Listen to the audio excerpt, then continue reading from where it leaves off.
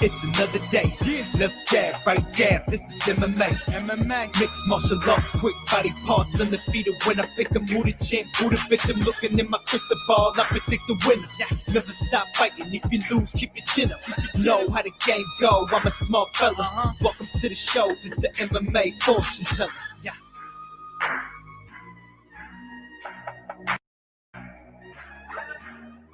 The MMA fortune teller. The teller.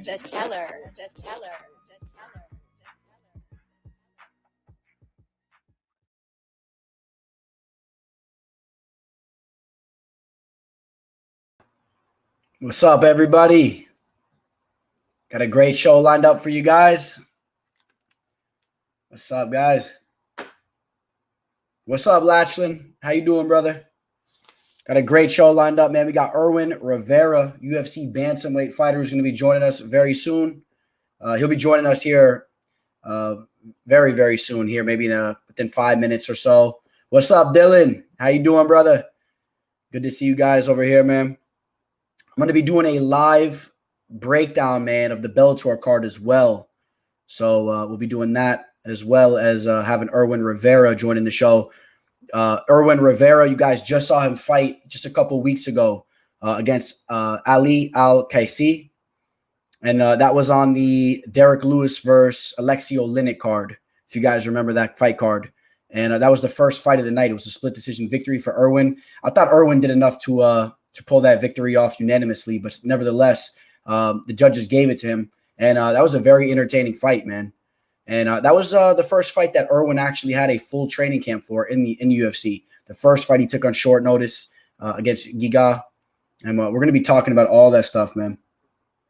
Have you seen the video of Dominic Cruz's salty commentary related to when he was KO'd by Henry? I may have. I'm trying to think. Was this something that just came out recently, or was this more around the time that it happened? Because that does ring a bell.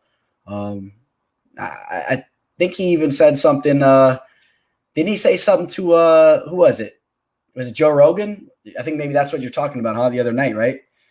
During one of the events, he said something about, I forget.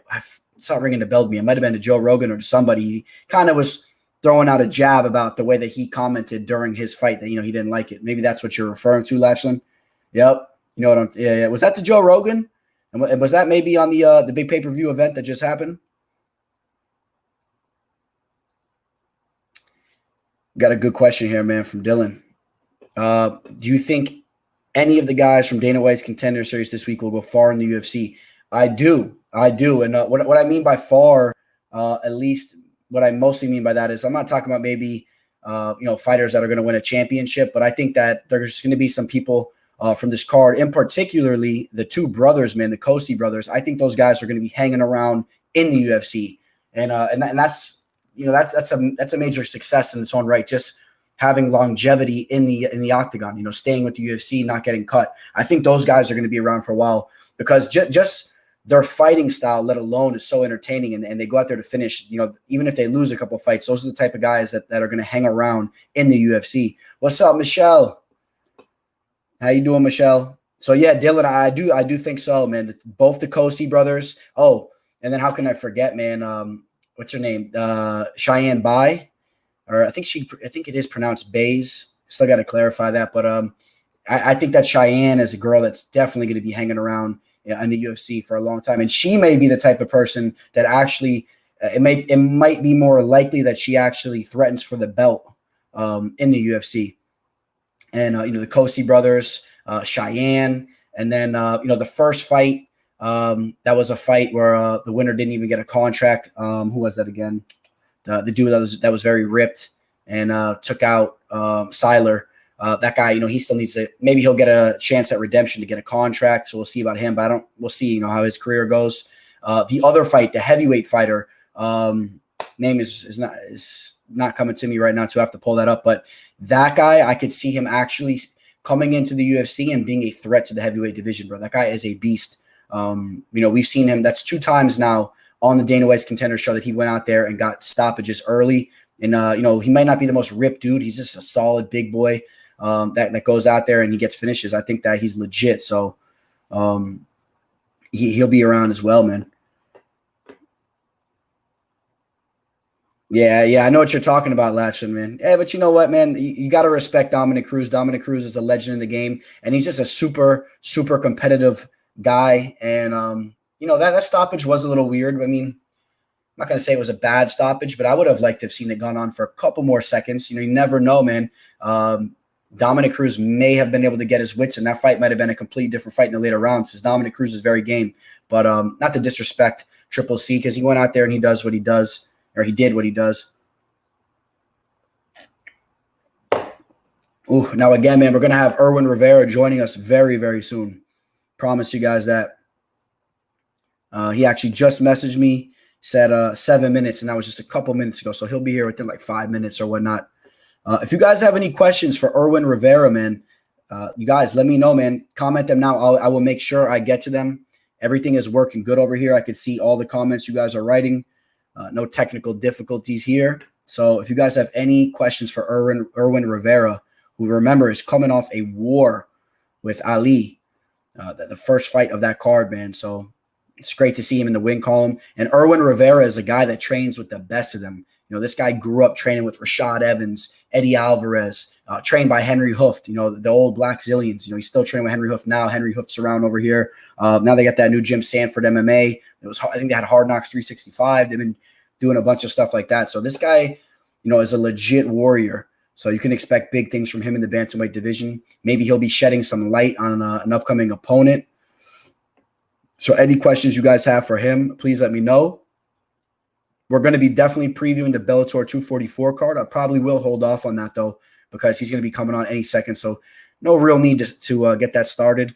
Probably going to just touch upon the top 4 to 5 fights. I'm not sure if they're airing all 5 fights or possibly just 4 fights on the Bellator 244 card. But we got Ryan Bader taking on Vadim Nemkov. If you guys aren't familiar with Vadim is a Fedor Emelianenko product. He trains with the Fedor team over there. A stud of a fighter, man, a big Russian boy. He's 12-2. We got Julia Budd taking on Jesse Miele, however you pronounce that one. That's going to be a tough night for Jesse there. Julia Budd is legit. Although she's coming off a loss to Cyborg Santos, Julia Budd is as legit as it comes for the featherweight division, man. She's a real contender or a real fighter, man. She was the champion, up until Cyborg stripped her of that belt. Then we got Valentin Moldavsky taking on Big Country Roy Nelson. That's an interesting matchup. We got John Salter taking on Andrew Capel. If you guys saw Andrew Capel's last fight, he knocked out King Mohammed Lawal, retired King Mo in that fight. So that's an interesting matchup because John Salter has been on fire as well. So we got a solid Bellator card coming up Friday night. All right. Michelle says, ask him who he has, Gaethje or Khabib. Okay. I'll try to remember. Let me write that down, see who he's got in that fight. I don't think he has ties to either of those guys, so he'll probably just give us a straight-up answer,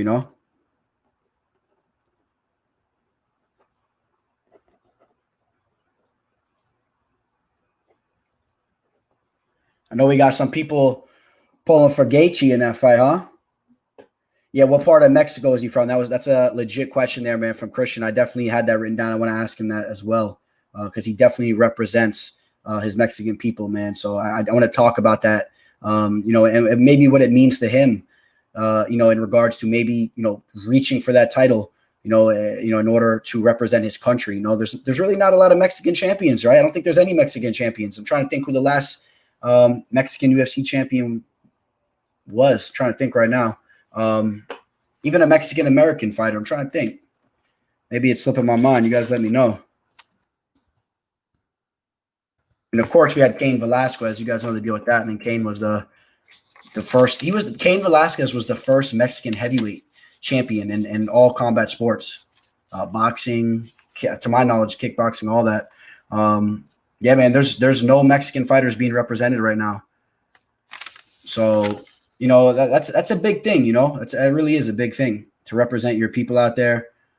especially, being Mexican, because Mexicans they're warriors. That's a country and a heritage that really, really prides themselves in their fighting, and they're obviously very good at it. So you would like to see, some Mexican champions, but really not seeing it. I guess I'm not sure if Dominic Reyes has some Mexican heritage. Maybe he does, and maybe he should be a champion. We got to talk about John Jones, man. John Jones vacating the light heavyweight title. He's officially moving up to heavyweight. I want to see him get thrown right in there with Stipe Miocic. I think that he's done enough to to get an immediate title shot. I don't think he needs to go up to the heavyweight division to fight Francis Ngannou or Derek Lewis. I don't understand why he would ever have to do that. We're talking about one of the best pound-for-pound fighters that's ever stepped into the octagon. So Stipe Miocic deserves a big-name fight like that. Let them guys duke it out, man. That'll be an amazing fight. Mexican Power, yeah, Andrew Ruiz is now he was a champion as well, but that happened after Cain Velasquez too, so that's right. Another Mexican heavyweight boxer, man, for sure. Shout out to you, Sosa. Yeah, I really did want to see John Jones versus Dominic Reyes too. I thought that was the fight to make. I thought Dominic Reyes probably did enough to win that fight, even though John Jones closed that fight very strongly. I still thought that he did enough to edge it. But here we go, man. We got Irwin joining the show, man. I'm gonna bring him in now. He's just setting up his stuff right now, so bear with me, guys. He's in the back.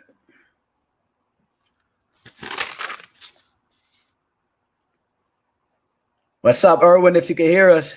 He's in the back of the studio right now.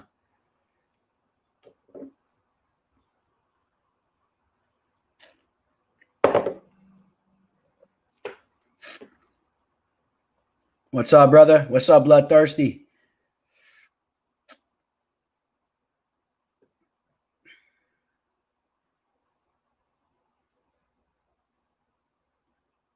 Irwin's trying to get back in the back. I see him popping in. I think he's just trying to set up his camera right now.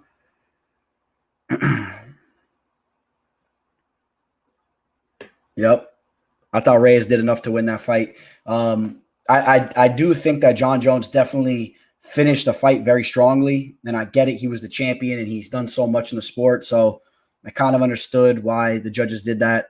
And but at the end of the day, man, a fight's a fight, and you got to judge it by a round basis. And I thought Reyes probably did enough to win all those first 3 rounds. So and as far as just a real straight up fight, I mean, there was no question that Reyes definitely won that fight. As far as, like an old school type of fight, I mean, Reyes was putting it on him. Kind of reminiscent to the GSP versus Johnny Hendricks fight. A lot of people were upset that GSP got the nod that night, but it was a very similar type of fight, right? GSP finished that fight strongly, but I actually thought that GSP actually did win three of the 5 rounds. No question if you run the tape back, in my opinion, but still it was very close. And Johnny Hendricks put a lot of damage on GSP in that fight. And whereas, Dominic Reyes, I really thought he won those first 3 rounds. Reyes will bash Jan. We'll see about that, man. Jan Blachowicz is no walk in the park. Let's not get it twisted.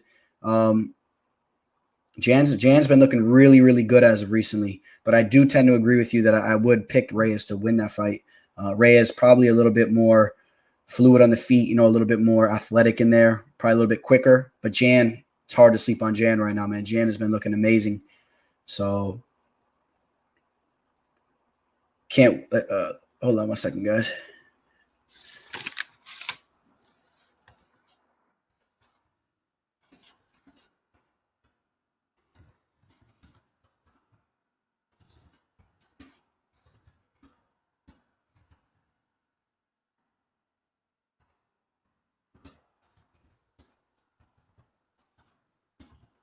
Just talking with Irwin real quick on Instagram. He's just having some technical difficulties trying to get on the show.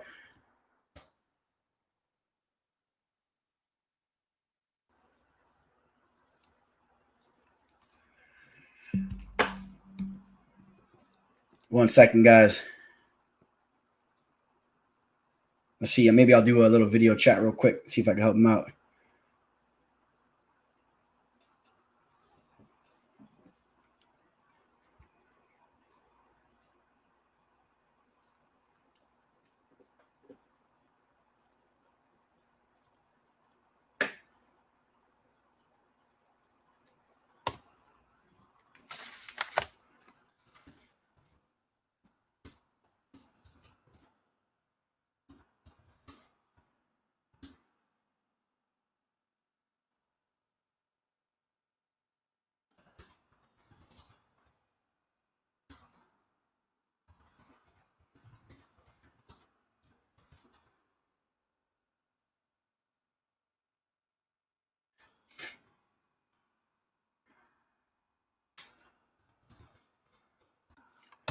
Let's see if that worked.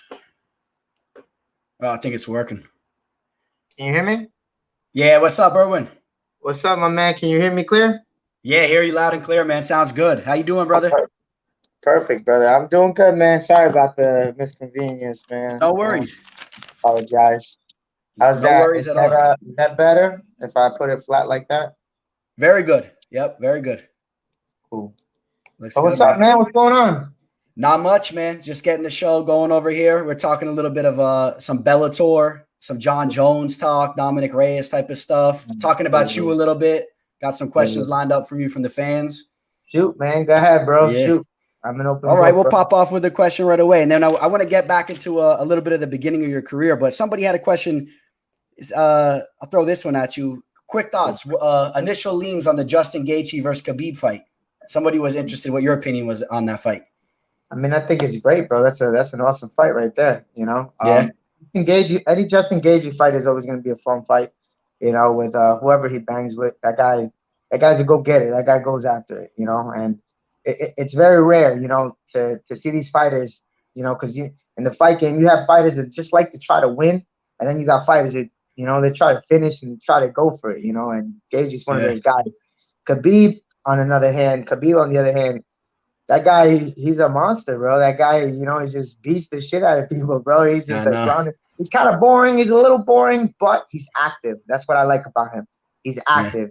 Yep. He's active, like from where I'm from, I always love standing and banging, like that's always what we do. That's what the people love to see. But he's making like the whole ground game aspect of it. He's making it people understand that shit. Like if you take somebody down, you're gonna beat them up. You're not gonna just sit there and just try to win a decision. He beats people up, So yeah, I got respect for both of them. I think that's a great fight. Awesome, man. Awesome. Speaking of fighters that go out there that are not just trying to eke out a decision, man, we saw you in your last fight, one of the most entertaining fights that we've seen in a while, man. What was it like sharing the octagon with a very tough customer, man, that guy Ali Al-KC? In a fight that you won a split decision, but I thought that you clearly won that fight, in my opinion. That was the first fight of that card. I thought you won that fight, hands down. What was that fight like for you, man? I appreciate that, man, because I said the same thing. I knew I took it to him in a second. It was a very close fight, though. Don't get me wrong, man. That guy's a warrior. He was there to win. It was clear that he was there to win. And he was a little tricky in the beginning. It took me a little bit to get to adjust to him and everything. Because I'm more of a round fighter. I've been used to 5 fights in Titan. When I was fighting Titan FC, I was fighting championship fights. So I got used to those 5 rounds, and something that I'm trying to do here is I'm trying to hit it in gear 3 instead of being in gear 1 at the beginning of the round. That's something I got to work on, and but anyway, long story short, yeah, man, I thought it was a great fight. He came to fight. He definitely came to win. And like I said, I knew that I won the fight. I knew I won the second. I knew I definitely won the third. And but you never know with these judges, man. I hate leaving my future to these judges, bro. You just never know. I'm grateful to God that everything worked out, but you never know with these guys, man. I'm always just trying to finish fights. That's how I roll. That's what I love, man. I'm very passionate about what I do, and it's what people love to see, So like I said, man, it was a good fight, man. It's not exactly how I wanted it to go, but it was a good fight nonetheless, man. I've seen it about 10 times already, so I like the fight. I enjoy the fight. Yeah, I think that's the mindset you have to have. As somebody that sits back and watches the UFC, I like to bet a little bit on the UFC and whatnot. And sometimes you see what the judges do. From my perspective, I'm like, oh, I got money on this fight and I'm flipping out. But that's nothing compared to what you guys go through. I mean, you guys, this is your career, your livelihood, and some of these judges will just snatch up a victory from you. It's crazy, man. Yeah, bro. My Vato said it best, bro. My homeboy Sean Soriano, he said it best, man. That second check is fucking, bro. Yeah, man. So, like I said, I'm grateful to God, like that I got the win. It's nice. I got my first official win in the UFC. It's nice, but it wasn't enough. So I gotta make sure that I know exactly what I need to work on. As a fan of fighting, as a fan, because I always look at when I watch my own fights, I always look at myself at a third person point of view. And I look at myself as a fan. And as I'm watching myself, I'm like, okay, there's a couple things that I got to work on, a couple little things that we got to work on. And right after the fight, unfortunately, Gilbert wasn't able to corner me. He was there with me to the fight. He wasn't able to corner me. So, I talked to him and everything, and he said there's a couple things we got to tweak and a couple things we got to work on. And we gotta attack all fight week a certain way. You know what I mean? We got to make sure we get the right people with us and do the right things. So like I said, a bunch of little small things, but these little small things will make big differences. So, I know what it is that I need to get, and I know what it is that I need to do. So I just got to work on it. I got to work on that and then come stronger even in the next fight. Yeah. And talking about Gilbert Burns, it brings me to one of the next things I wanted to bring up, man. How amazing is that for you to be brushing shoulders? And I'm sure it's a lot more than that. I mean, I'm sure you're brothers with these guys. I mean, obviously you're one of the best fighters on planet Earth. I mean, you're in the UFC, but some of these more guys are just some of the best fighters, man, period, on planet Earth. Gilbert Burns, who's about to fight for the title. Also, I don't know. I mean, believe Usman's over there training with you guys as well, right? So you got Usman over there too. That's probably a tough situation for all you guys, but all the guys you've been brushing shoulders with. I mean, Vincent Luque, I believe Eddie Alvarez, right? You've trained with him, Rashad Evans. You've had all these guys around you. Yeah. I mean, I was very fortunate, man. When I got over here, I was actually one of like when we first established the Black Zillions, when they were like first made. I was the only amateur that they took in. I was the only amateur that they took in, and that Henry took in, and Henry developed me through his system and through the team. And I earned my right to be here. Because nothing was given to me. I took my licks like a G. I earned my right to be here, and I'm here today. And it's no brainer, bro. It's a no brainer why I'm here. I'm training with the best guys in the world. I was blessed to be with these guys and learn from these guys, to live with these guys, and like I said, man, I've always seen what they do, how they do things, like, all the good stuff, the bad stuff, and I've formulated my formula, man, and I've been patient. I've been very, very patient, but my time is finally here, man. I'm grateful to God. My time is finally here. I'm putting in work. I'm still putting in work. I'm still hungry, man. There's still a long way to go, but I'm patient. Like I said, I have the patience to, I'm not running a marathon here. I'm not running a sprint. I'm running a marathon. You know what I mean? Yeah. Yep, for sure. And it's crazy. So the Black Zillions, I live right down the street from where the old Black Zillions used to be. Right off US 1. Jocko Gym? Oh shit, yeah. The Jocko, yeah. So I'm like right over there. And if you nice. can help clarify for me, because I kind of was trying to understand what's going on. Though I know that's since then gone, but then Henry Hooft had his own thing, right? Was it Hard Knocks 365? But now there's like Sanford MMA going on too, right? You got a lot of different stuff going on.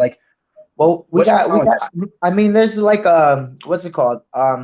We were at Hard Knocks. We've been jumping around a couple different places, because we've been trying to create this team. We've been trying to create this team. Henry's been working tremendously hard. The guy's a hard worker, man. He's a hard worker. Coach Greg, he's a hard worker. Coach Kami, and then we had we had the pleasure to start working with the guys over at Sanford Hospital and Sanford what's it called? Like the whole gym that they have over there. They have a whole athletic gym, and it's been a long time, like where they've been trying to work with each other, and then we finally got everything finalized, so we are officially Sanford MMA. That's what the team is. That's what the team will represent, and that's what we'll be. We still have the Hard Knocks gym. We have an amateur program there, for guys like myself who want to, get to that level, you know what I mean, and who have the ability and the capabilities to develop through their system. We have a couple guys that just stop by the gym, and they just teach random classes sometimes, normal guys that teach, and like I said, right now officially we're Sanford MMA. That is our squad. That's our team, and we still work with Hard Knocks. We're still there sometimes, but we have an amateur program there. You know what I mean? Got you. Good stuff. And Sanford MMA, where is that now? Is that off where is that, Powerline or something? Where is that? It's in Hillsborough. Yeah. Hillsborough. Okay. Yeah. Cool, man. I was born right over there too, so it's funny. You know what I mean? I'm always Nice. driving by all these places over here and whatnot. Yeah. So I want to run it back to the Titan FC days real quick. So for everyone listening, man, you were a champion over there, right? Titan FC. Correct. They've been holding events over there at what's that place? Right off 95. I forget the name of that building, but they do an excellent show over there, right? I want to run back a fight, man. It's kind of interesting, man. It's a really small world, right? I go to the LA Fitness over here, and I would constantly bump into this dude who I believe at the time was training to fight you, man, Matt Waggy. And I'd be sitting there in the sauna, and he told me he had this big fight, fighting for the belt, this and that. And I wasn't there for that fight, man, but what a small world. And that dude's a real tough customer too, man. Well, how was that fight for you, man, fighting Matt? I believe you finished him, right? him?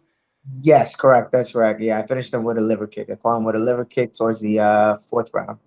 Right. And that's when you took the belt, right? The interim bantamweight belt. That's when I officially became the interim champion. But like I said, it wasn't enough for me. I wanted it all. You know what I mean? Yeah. So I worked hard, man. And Titan isn't easy fights, man. Matt Waggy is a stud, man. The guy's a good fighter. I have a lot of respect for him. I've ran into him. He's trained over at Combat Club a couple of times, and I've seen him there a couple of times. You know what I mean? Everybody here in South Florida knows one another. Especially if you're a good fighter, like you know who you are. You know what I mean? We all know who we are. Yeah. It's a small fight world. The fight world is a small world. So but yeah, man. At the end of the day, you know what I mean. I tell it to every one of these guys. I have the utmost respect for every single fighter. Anybody that's willing to get in there in that ring with me. And then you know what I mean. And but they have to understand that they're not fighting me. They're fighting a beast. You know what I mean? Like that guy he's coming with everything. Like it's different. So it's like I said. I'm grateful to God to be in my position. I worked hard to be here. And it's been a long road. It's been a long road, but a short road, but a long road. You know what I mean? Yeah, man. That's crazy. Now you're in the UFC. So like your first fight, man, you took that fight again on super short notice as well, right? That was a fight you took on super short notice. I saw something that you said. I found it pretty I guess you could say interesting, or I respected it a lot. Like going into that fight, you were saying how you didn't really get like starstruck, or you weren't too worked up. You've been fighting your entire life, so it's just it's another fight for you. But if you could enlighten us though, at the end of the day, right? I mean, there has to be a difference from taking a fight on just hours of notice or whatnot compared to having a training camp. Can you kind of give us like the details and the difference, of what those little details, the difference it makes, planning for a fight? Well, listen, if you guys look at it this way. If I have a fighter who, say Dana gives me a fight, he says, Irwin, you're gonna fight this guy. You're gonna fight him in, say, a month, 2 months, then I get to work. The first thing I do is I start preparing, I start planning, I plan my weeks, I start looking at film, I look at the fighter that I have in front of me, start studying, and all this preparation leading towards the fight, like every week is different, every week is just getting better and better and better and better, and then ultimately until it's time to fight. Once you fight, then you're so fucking ready, that you're like, you've seen every scenario, you've seen everything, you're ready to bang, you're ready to fight, and you're physically in great shape. You feel great, like your body's detoxed, you know what I mean? So you have all this preparation, and it's a big plus, man. It truly is a big plus to prepare well, to develop, and to become a better every single time you fight. But what happened with Chikatsu was they gave me 15 hours for that fight. It was like out of nowhere. It was out of the blue. Crazy. It was out of nowhere. And one day I was just chilling. I had met Ali, my now manager Ali Abdelaziz. I met him at he came to my gym with Kamaro. He was rolling with Kamaro. He was just chilling, just watching. And as I was sparring, he was complimenting me. He's like, "Oh, nice, and I was just sparring. It's just like any other day. I'm training. I'm always training. I don't take days off. But I was like, like I wasn't going as hard, because I didn't know I had a fight coming up. You know what I mean? So I'm still eating what I'm eating normally. You know what I mean? And I'm just training hard. I'm just training, and I'm developing. That's in my off season. I like to develop. I like to build. I like putting on a little more size and stuff like that. I develop. So I'm just training like normal. And then he goes over to me. He's like, "Hey man, you're doing good. This and that." We start talking a little bit, and then we exchange numbers, and I would talk about a little bit about Contender Series, and he's like, yeah, I'll see what's up. Hit me up on WhatsApp, and we'll talk more. All of a sudden, maybe like 3 weeks, three days or 4 days go by. All of a sudden, he hits me up. He's like, yo, Irwin, I got an opportunity for you. I'm like, what? I was like, yo, you fucking with me, right? What you serious right now? He's like, listen, man. He's like, what's your status on your medicals? I'm like, I got to get everything done. And he's like, okay, if you can get everything done, I can make this happen for you right now. And you can get a fight in the UFC over at Jacksonville. It's going to be tomorrow, the weigh-ins, just so you know. And it's going to be the next day is going to be the fight. And I was like, fuck, man. This was about 5 o'clock too, so it's about closing time to like everything pretty much. You know what I mean? It was like, so I was like, okay, I'm gonna say no more. I'm gonna get everything done. Yeah. Bro, I rushed. I got everything done. I got all the medicals done, and thank God to the great state of fucking South Florida, all the good connections that I made. They stayed a little after for me to get my shit done. They're like, Irwin, you don't worry about this. I know this opportunity of a lifetime. I got you. Don't worry about it. You know what I mean? So, long story short, I got everything done. I hit up my boys. I'm grateful to God for hitting up my boys and being like, listen, I got to fight. And for them to say, listen, say no more. I'm coming right now. I'll pick you up. Let's go right now. You know what I mean? Yeah. I have really good connections. I have really good friends, true friends, you know what I mean, that were willing to do that for me. And we drove. We drove all the way to Jacksonville. It's like 5 hours. During the time I was driving, I didn't get to sleep. I was putting my name, all my information into the UFC system, doing it in the UFC SADA, like signing up for USADA and all that shit. I finally got to the hotel. It's like about 5 o'clock in the morning, 6 o'clock in the morning. I gotta cut weight now, I gotta cut like 10, 12 pounds. I'm like, shit, well, fuck it, this is the opportunity of a lifetime. All this shit, long story short, all this shit happens real quick. I get the fight and I fight, man, and I understood that it's an opportunity. This is the opportunity for me to fight in front of Dana White, for him to see that I'm fucking worth it, man. I'm worth it. I'm somebody. You know what I mean? Yeah. I can hang with these guys. I can beat these guys even, because in my mind I was trying to beat that guy. you know? But Chikadze, he was well prepared. He's an intelligent fighter. He's a great striker. And he's a stud, man. And like I said, man, my hats off to Chikadze, man. You got me. You got me. You beat me. It is what it is. You didn't finish me though. You know what I mean? Yeah. So that's exactly you look good out there though, man. too, man. And hearing all this stuff you're telling us, that even makes it even crazier, on our side as fans, because even before you're telling me all this, which I kind of already assumed it had to be, chaotic, just taking the fight on as short notice as you did, but hearing all the little details. But nevertheless, I mean, you go out there, you want to get your arm raised, but you still look good regardless, bro. I know, from a fan's perspective and hearing what all the fans had to say, it was nothing but respect. People are like, damn, this guy's serious. He's going out there. He's trying to take you guys' head off anyway. You were out there throwing bombs, throwing down. It was like a win-win situation, as long as he didn't go out there and knock you out or something like that. Even if you didn't lost that fight, that's a win-win right there. Yeah, I mean, like I said, man, I'm grateful to God that I am who I am, because I'll fight anybody on any given day. You know what I mean? Like you push me to that limit, or God forbid, you do something to my family, I'm gonna fight you. You know what I mean? It's just how that's my mentality. I'm a street kid. I grew up, on the streets. I fought my whole life. I've been in so many brawls. Like that's my base, bro. Like I have no base. I've never started. I never did jiu-jitsu. I never did wrestling. I never did boxing or kickboxing growing up. I didn't know none of that. I started mixed martial arts, my mixed martial arts journey at 23 years old.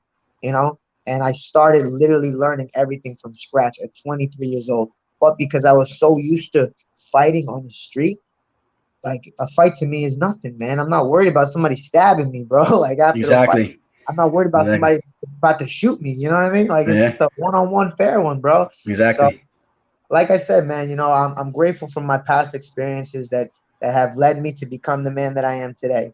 And like I said, I got a long way to go, but I know what I got to do, and I know how I got to do things, That's good, man. That's awesome stuff right there. You got any fight news, man? Any idea? I mean, obviously you just fought really recently, but anything lined up down the road here soon? I got a little something, I got a little something. Yeah, I can't make it official because I got to wait for the UFC to announce it. But you will be seeing me relatively soon. So okay, good stuff, man. Yeah. Looking forward to that. One thing I want to ask you, you touched upon it. The fans, like, part of what I do on my show, man, I try to get to know the fighters on a more personal level too. So when the fans are watching my show, man, I want people to kind of get an idea of who you are. You talked about, growing up on the streets a little bit. I believe you're from New York. Am I correct? Was it New York or New Jersey? Correct. Yeah, I was born in Mexico, but I came to the States here when I was about 4 years old, and I came to New York, to upstate New York. Okay. Yeah. So just try to put us in your shoes real quick, man. When you're a young buck, like what kind of fights is Irwin getting into, man? What's it over? Is it over a girl? Is it like some gang stuff? Like what are we talking about? My first fight was in the first grade, man. My first fight was in the first grade. And it's just because I was a short kid, man. I was a short kid. I was a little stocky, I got picked on. I didn't get picked on. Literally, nobody picked on me. But they would test me, you know what I mean? They would test me, like, what's up with this guy, So literally, I mean, when in the first grade, I'll never forget my first fight. In the first grade, I was I was at the bus stop. I was at the bus stop, and my development, it was in a apartment complex, and it was my development. It was on right by a shed. And there was this one guy that he said something stupid to me. I think he made fun of my race. He said something racist to me, and I got really pissed off. I was like, "What the fuck did you just say to me?" And he said it again, and then I just snuffed him, bro. I snuffed him, and I had him up against the shed, like by the neck, and I was just going on him. Boom, boom, boom, boom. Oh, this kid was knocked out. He was on the floor. He had a booger hanging out of his nose.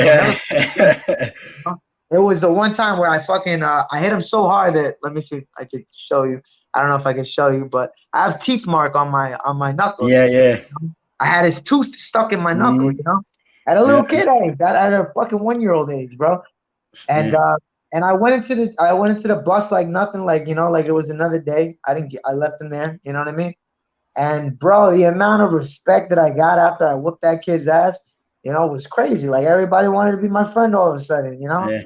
And nobody was testing you after that, I bet, right? That's how it is. Not for a while, because they tested me later on. Not for a while, like after that fight, everybody wanted to be my friend. And then once they got to know me, they saw that I was cool. I was a cool kid. I was funny. I was a genuine. I was a cool guy. I was a cool kid. But yeah, man. I mean, that's been my life, bro. That's been my whole life, bro. My whole life that has been like that. It's always been like, nobody says nothing for a while, and then somebody tests me, and then I beat the shit out of them, and I gain all this respect, and everybody wants to be my friend, and then they get to know me, you know what I mean? And then they see that I'm cool, and then everything is good, and then I got to do it again, you know what I mean? So that's how it's been. That's how my life has been. I can literally think about maybe like out of all the fights that I've been to, like maybe 20, I could think about maybe 2 of them or 3 of them, at that have been because of me, because I fucked up, fucked up. But the rest have all been, good things. Like I was just defending myself, or I was just defending somebody else. Yeah. I did everything for a reason. You know what I mean? Yeah. Like it wasn't because I was a bully. Like, bro, look at me, bro. I'm 5'6". I'm 5'6". Like, I'm not the biggest guy, but in my head, I am. You know what I mean? In my head, you know what I mean? I'm an alpha male, bro. Like, you ain't gonna talk shit to me. Mm-hmm. So, I can imagine. And it's funny you bring that up, man, just like with the whole size situation. Like my brother's a very short dude too. My brother's like 5'4", 5'5".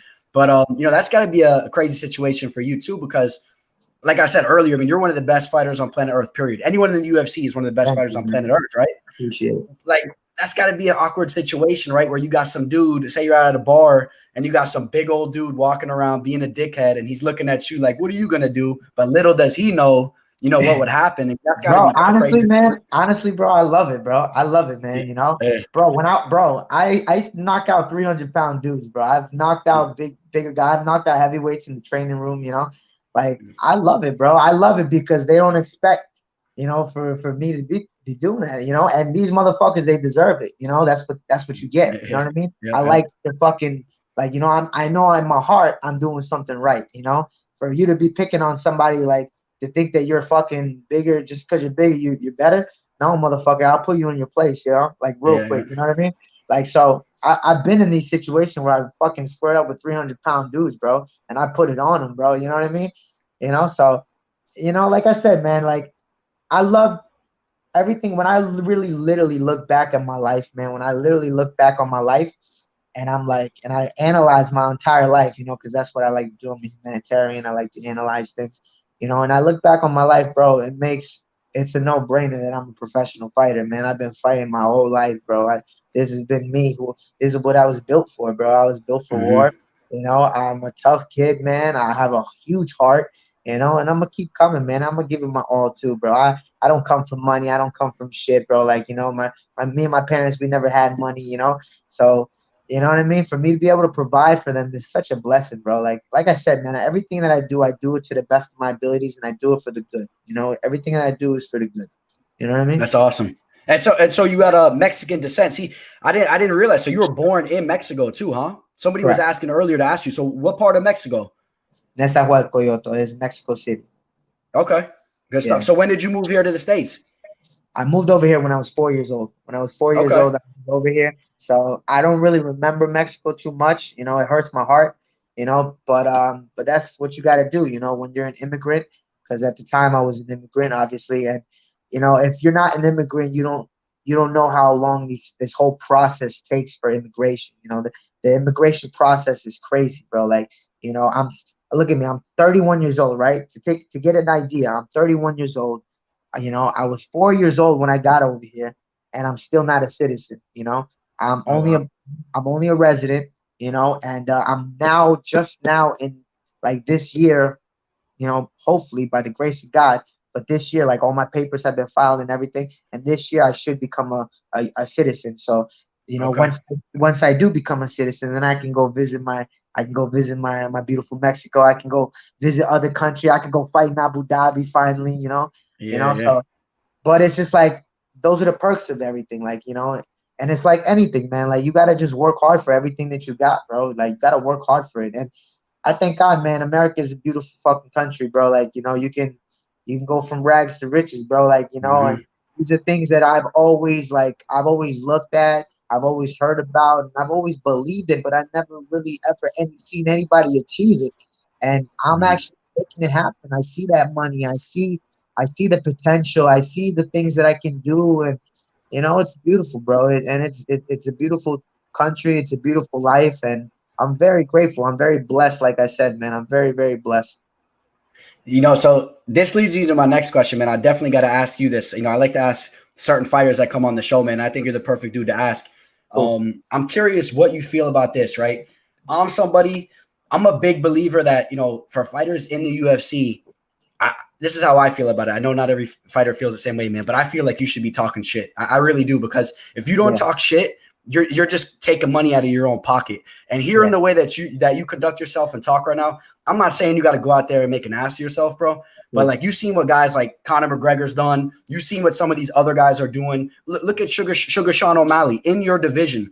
This yeah, guy's co-main eventing on the event just the other day. Not to say that he's yeah, not super talented, but he definitely, you know, he flew through the ranks by just his whole persona, his image, and running his mouth. And we're talking about money. I know not everybody cares that much about money, man. I love money. yeah. But what are your thoughts upon, you know, like grabbing the mic, man, talking a little bit of shit, calling your shots, because you know it translates to money and getting the big name fights and the potential title shots. I For mean, what do you sure, feel for about that? sure. Everything has a pros and the cons. You know, that's the way that I see life. You know, I don't the way that I'm viewing myself and the way that I'm coming off to everybody, you know, that I speak and anytime that I speak, you know, anytime I do an interview, anytime I do anything, you know, is I always want to personally come off as being real, you know, because I realized in my life, because I used to do that. I used to talk not shit a lot, not I used to not talk a lot of shit, but I used to I used to, you know, think I was better than everybody, you know, and I used to say things like, "Oh man, fuck these guys. These guys ain't gonna do nothing to me. This and that, blah blah blah." You know, but I got humbled. I got humbled real quick, bro. I got humbled real quick because you can't have an attitude. And the one biggest thing that I was doing is I wasn't being real to myself. You know what I mean? And I believe that people see right through that. You know, if you're not that type of person, you know, people will see right through that, bro, and they'll Mhm. call you out on that. They'll call you out on that. You know what I mean? So everything that I do and that I say, I always want to be real. I always want to say it from the bottom of my heart, you know, and that's my persona. That's exactly what I'm marketing, you know, because I'm just me being me. You know, Dwayne The Rock Johnson said it best. You know, I do a lot of reading, I do a lot of research. and I learn from all these guys, guys that I very much look up to. And Dwayne The Rock Johnson said it best, man. He used to talk about how, like, when he was in WWF and everybody hated him, he had like his fans with signs that said "Die Rocky Die." You know what I mean? Oh, And hey, yeah. that shit killed him, man, inside. People, you don't want to be looked at like that, And he had a sit down talk with Vince McMahon, and he said, "Listen, man, like, because Vince McMahon was saying, listen, the whole Rocky Maivia thing is not working out. We're gonna have to take another approach to this. You know what I mean?" And he sat down with Vince and he said, "Listen, bro, I want to be known as The Rock from now on, but what I want you to do is to give me 2 minutes. Give me 2 minutes to let me speak to the fans, and I really need those 2 minutes. And as he said that, Vince was like, okay, no problem, no problem. And then he went to the next event and he was talking and he was saying, like, all you people, like, you look at me like, I look around and all I see is fans with big signs that say "Die Rocky Die," "Rocky you suck," "Rocky stinks," "Fuck Rocky," like, you know what I mean? He said that. Yeah. He was saying that. He was saying that in like on a live show, and he's like, but honestly, like, and he was just speaking from the heart, bro. He was speaking from the heart. He's like, I don't care what you people say to him. Or he says something, but he was speaking from the heart. And then after he was done speaking from the heart, you know, that's when The Rock was born. That's when The Rock was born. That's when the People's Champ was born. That's when everybody started loving him because he was being real. He was being himself. And I took that a lot in my past experiences, and I started being myself, man.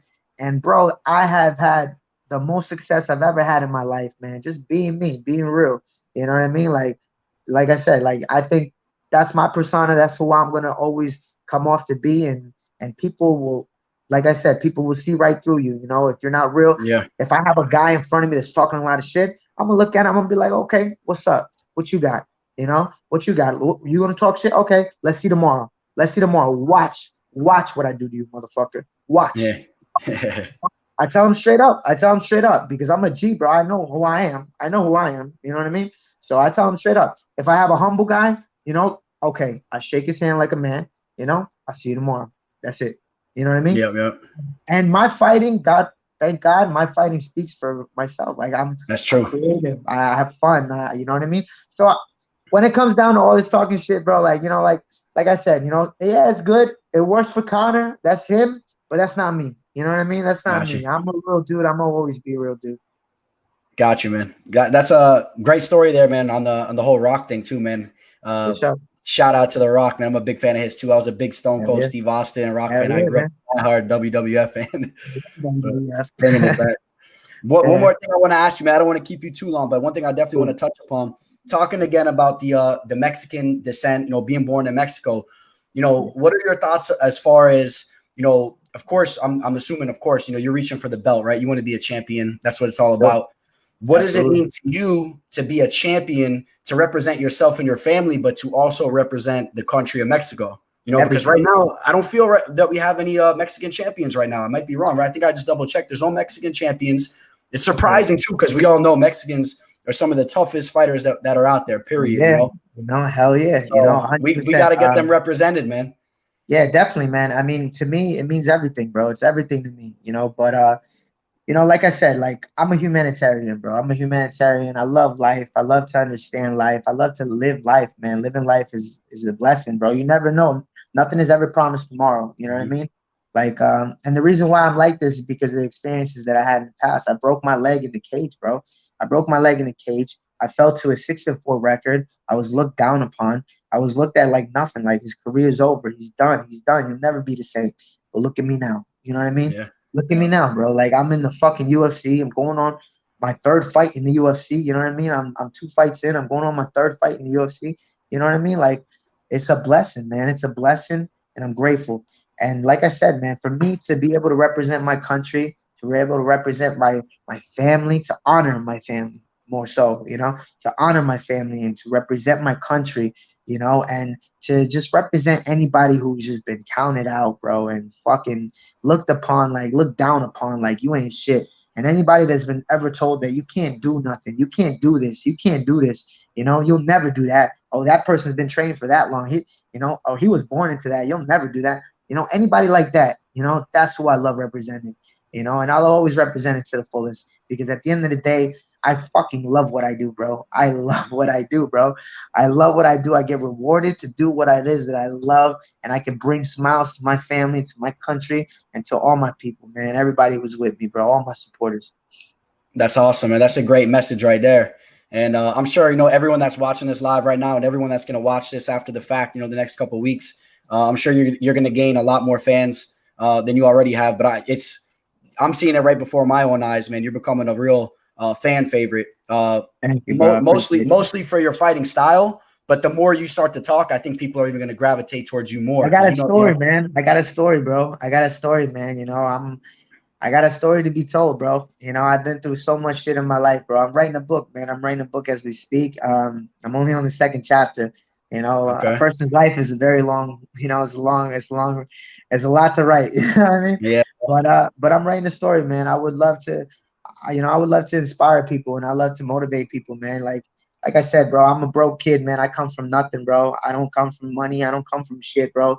Nothing was ever given to me. Everything that I got, I earned it, bro. I earned it with blood, with sweat, with tears, with broken bones. Like, you know what I mean? I earned everything that I got, bro. And I'm fucking proud of myself for that, And truthfully, when I look back on my life, I wouldn't want it any other way. I wouldn't want it any other way, because that is what will always keep me humble, bro. It will always keep me humble, bro.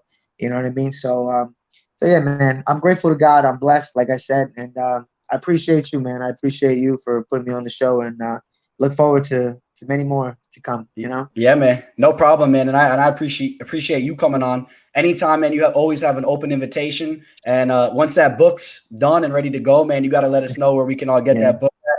You know what I mean? Yeah, so, for sure. Definitely. And we're all definitely going to be waiting to hear the fight news. We're all excited to see what you're going to be fighting next. Hopefully you'll hear some news.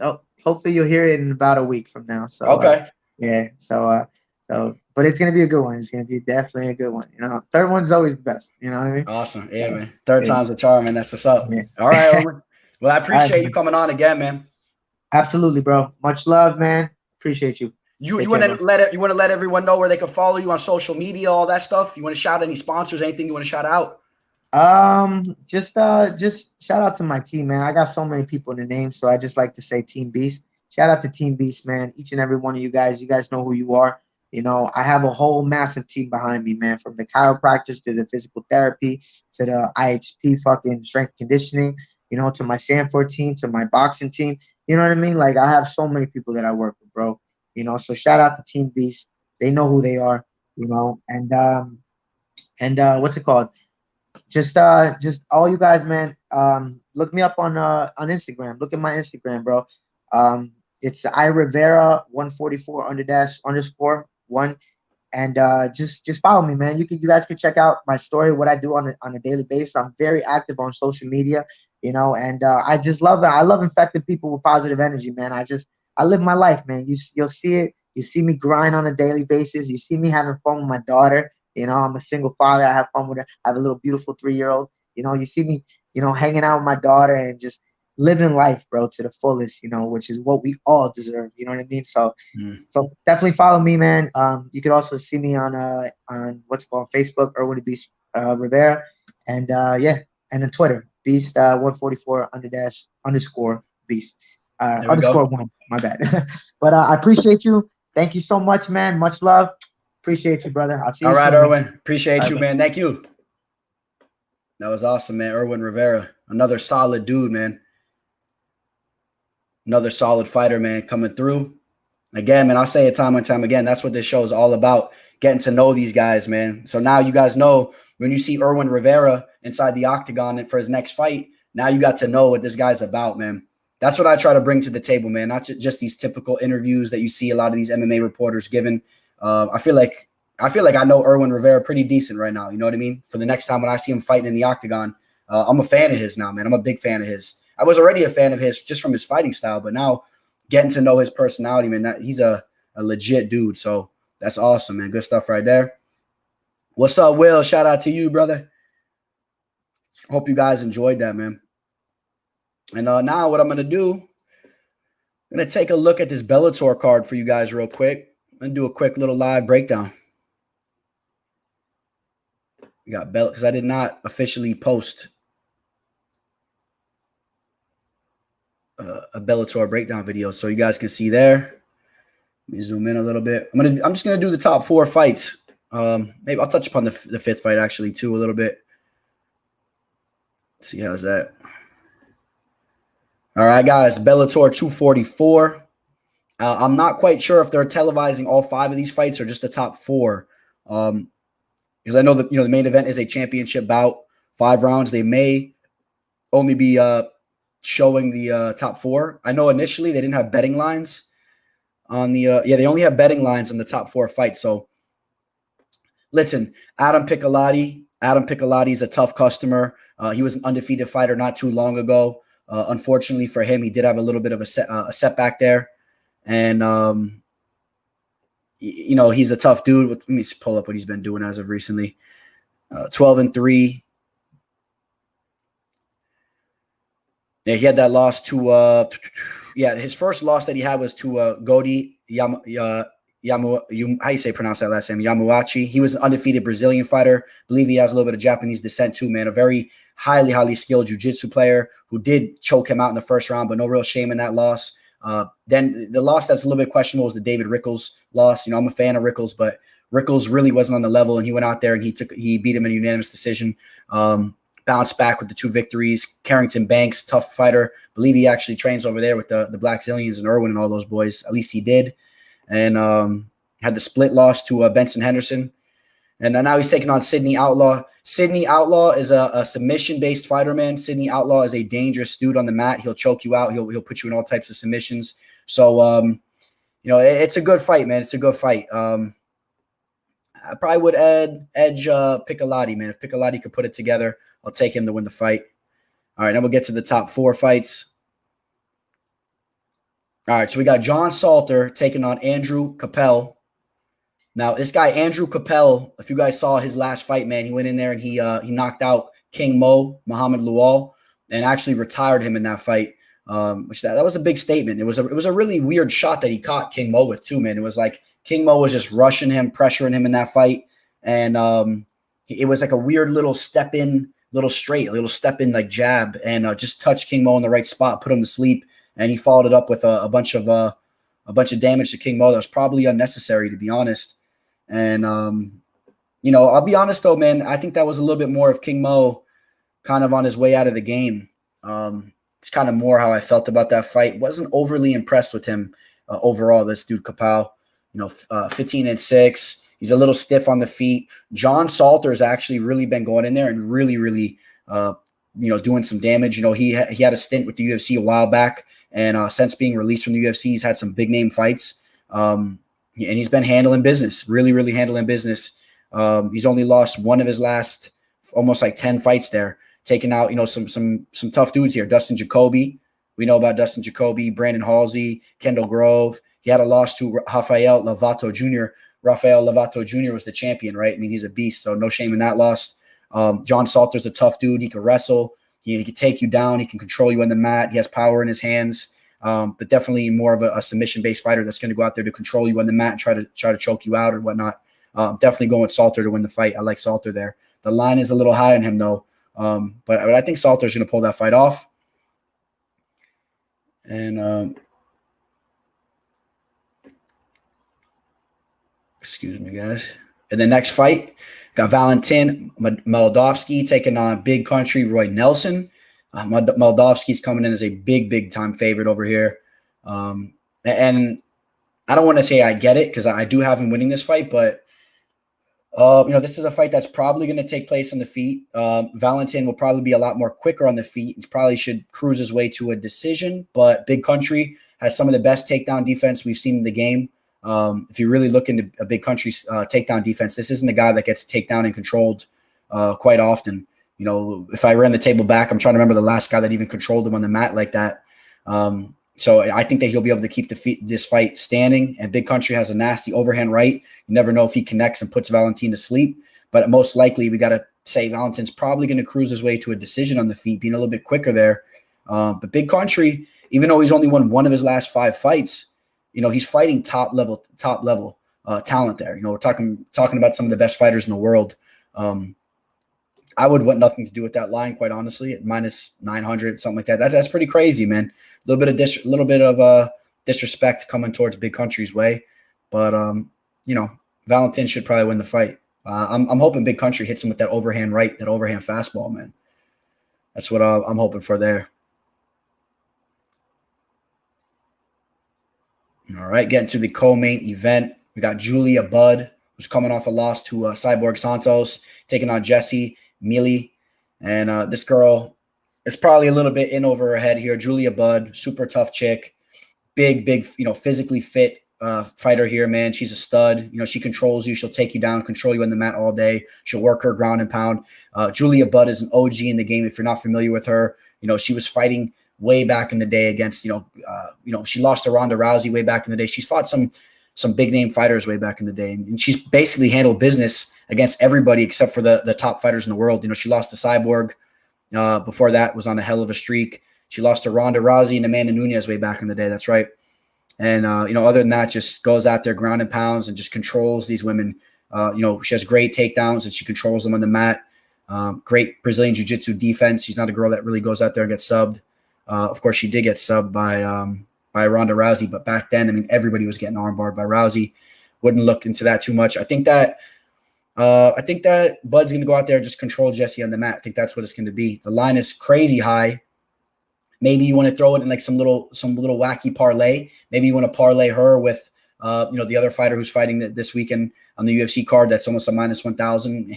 Maybe you want to throw a couple, 4 or 5 of those together and you want to try to pull something off. You got to be careful though. Once you start getting those 3-4 leg parlays, they get a little dangerous. One of them will screw up. But I don't think that Bud's going to be the one to screw up here.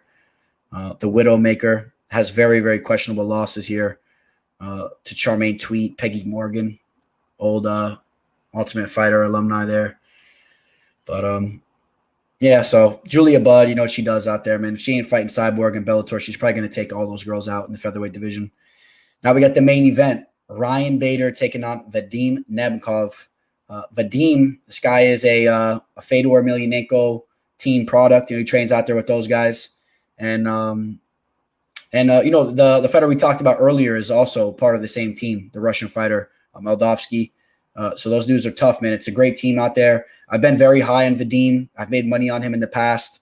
But he's a very physically fit dude, man. Great reach. He's a big dude. Good takedown defense for a guy that's not an actual, wrestling-based fighter. He has the Sambo wrestling, but not a traditional wrestling-based fighter. He'll stuff the takedowns on you all day. He'll take you down. And Ryan Bader, of course, we're talking about top-level wrestling. Division I, Arizona State University, top-level wrestling. His striking has came around so much. The power's there in his hands. He'll knock you out. He'll knock out anybody. I could see this fight playing out somewhat close. I could see these guys grinding for takedowns. Don't be surprised when Vadim's actually trying to take down Bader. I think that Bader will be a little bit stronger in the clinch, though, and will actually get a takedown or two. I expect Bader to edge this fight out, though. I do like Bader here. Bader, even though he's 37 years old, he's still so physically fit, and the boxing's there. He's been knocking dudes out left and right. Vadim, on the other hand, I think his striking is a little bit overrated. Not really going out there wowing me as far as what he does in the feet. And I'm going to take Bader to win that fight. So that's the card right there, man. That's the Bellator 244 prediction. If you guys have any further questions, you guys can always comment under the video. I'll get to it, or hit me up on Instagram. I'll get to it there as well. But I'm not going to go too deep into the card. Obviously, we have the UFC card taking place the following day there, Saturday night. I'm going to have the Fight Companion going. And that card, it's a little bit of a lackluster type of card. But we do have the main event of Pedro Munoz and Frankie Edgar. Maybe Frankie shows up. It'll be another entertaining fight for Frankie. Hope to see you guys over at the Fight Companion. I hope you guys enjoyed the show. I really, really had a great time, man, talking with Irwin, and I'm super excited to see who he's going to be fighting with next. So I hope that you guys were able to enjoy that as much as I did. And Irwin Rivera, man, the real deal, man. MMA Live Discussion, episode 16. I appreciate all your guys' support, man. For everyone that's still watching this video, man, please like the video. helps me out over here. Hit that like button. I'm sure you guys are already subscribed to the channel. And if any of you guys have any questions, man, I'm here for you. Otherwise, I'm going to shut the show down. Cashing some bets on some baseball tonight. And for everybody that's signed up with me, man, for my picks, check your guys' DM here late tonight or even by tomorrow morning, finalizing something for the weekend and finalizing something for Friday night as well. So I think I see something going on. All right, guys. I appreciate all you guys. On that note, signing out, the Teller.